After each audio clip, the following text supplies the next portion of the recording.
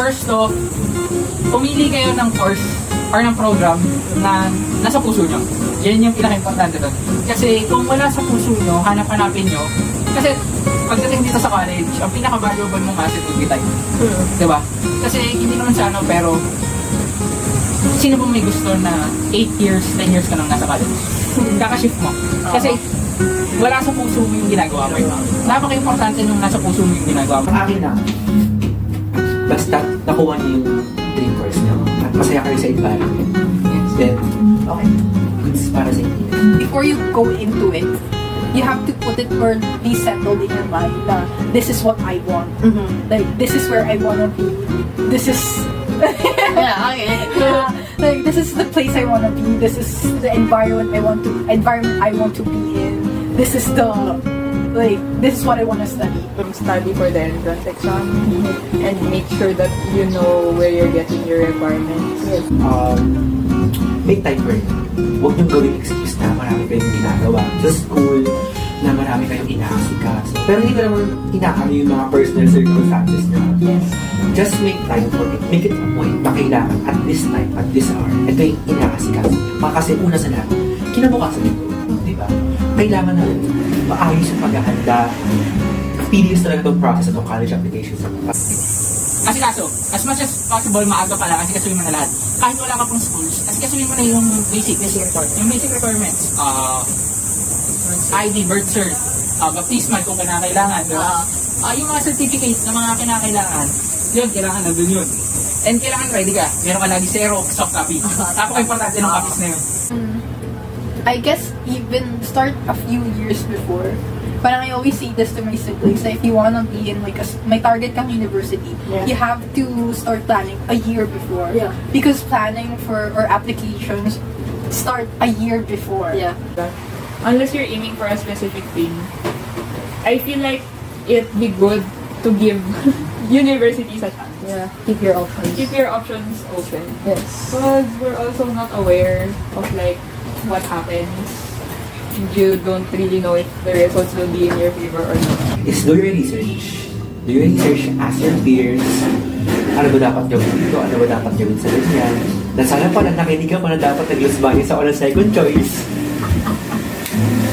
And I think that's something that you can ask like people you know who have gotten into the school, like maybe a senior of yours that you know and they got into the school. Maybe they can help you with the application process. Hanap ka ng course mo. Hanap ka ng course mo kasi hanap ka ng school. Kasi may magugulat ka eh. Magugulat ka dun sa schools na, nag-offer pala ito ng gano'n. Nag-offer pala yun ng gano'n. Sige, subukan natin. Diba? Tsaka, isa pa, another tip would be, don't limit yourself.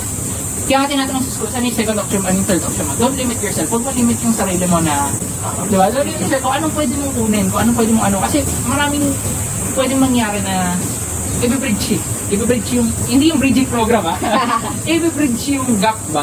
Na ano kasi for example, may mga lawyer din nagsabi na accountancy. Pag accountancy, isip mo accountant. Pero nakakatulong siya sa law, di ba? So, yung mga gano'n, explore yung gano'ng opportunities.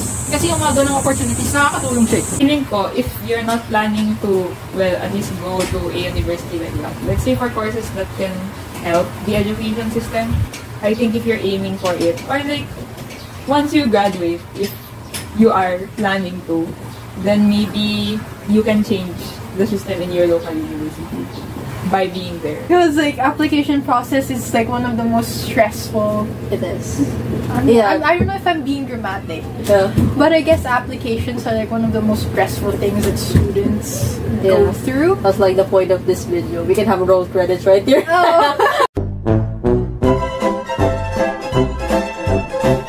You make time for yourself. Na huwag niyo masyadong i-pressure yung sarili into applying here and there and everywhere. Although maganda naman na mag-apply kayo sa maraming schools, of course. Huwag niyo siyang gawing badge of honor. Nakapasa kayo dito, nakapasa kayo sa ganito. Yes. Kasi, congrats sa kapasa kayo. Diba? Ikaw na. Pwede ikaw na. It's good to have a backup, pero it's better na may goal ka talaga. Not just like, oh yeah, wherever the wind takes me. I guess going into the application process, that's not the best mindset to have. You have to have like a solid light, a solid beacon you follow. Okay. But as long as you know what you want to do and you want to keep chasing it, then you can find a way to still somehow learn more about it in a way that doesn't just confine to whatever they're going to confine you in case you go in a place that just keeps you somewhere dense. Nag-a-apply na kayo. So, wala na kayong magagawa sa mga nabuo nyo nung nakaraan. Sa mga naging foundation nyo, wala na kayong magagawa. Tanging magagawa nyo na lang is kung paano nyo paglagay yung sarili nyo to get in sa mga pangalan na gusto nyo pasukin. And kung kailangan ka pa nang gawain, kung kailangan nyo gawin to at gagawin yan. Unang-unang, kailangan nyo talagang sakit up and do everything para makapag-aral. Especially sa paaralan na gusto nyo pag-aralan. Lakasan ng loob. Huwag isipin na natin, baka bumagsak ako, baka syempre ayaw ng rejection. Pati yun, kasama yun. So, hindi pwede na, hindi ka, so, pinaka-importante yung sumubok na sumubok. Kasi pinaka-mabigat, hopefully, sa mga, kasi yung makakaawin na to, pero hopefully, huwag umabot yung point na, sana nag-apply ako dito. Kasi, wala na siyang school na mapasukan. Kasi ayun ang pinakamahirap. Pag wala ka na school na mapasukan at nag-hahabol ka. Kasi pag nag-hahabol ka, mararanasan mo na yung papasok ka sa school na hindi mo gusto. Papasok ka sa culture na hindi mo taste or hindi healthy or yung program na hindi mo gusto or yung tuition na hindi mo hindi afford. Diba? Hindi masano, pero yun yung pinakamabigat na regret na pwedeng maranasan ng isang college applicant. Yung nag-hahabol ka to the point na dahil hindi ka naghanda, dahil hindi ka sumubok, dahil natakot ka, napakarami mong what ifs. So yun yung mga ano ka, yun yung thoughts ko na. Ayun lang, mag-enjoy kayo sa application season and sana makapasa kayo sa dream school niyo and of course sa dream course. Always remember, dream course over dream school. Wait.